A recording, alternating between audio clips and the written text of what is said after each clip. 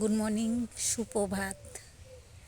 তো মকর সংক্রান্তির সব বন্ধুদের আমার অনেক অনেক শুভেচ্ছা রইল।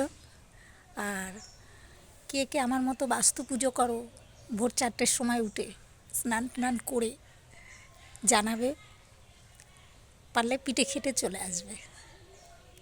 জানোই তো বাড়ি অগ্রদ্বীপ, চলে আসবে বন্ধুরা। দেখো কিরম বাস্তু দিয়েছি আমি।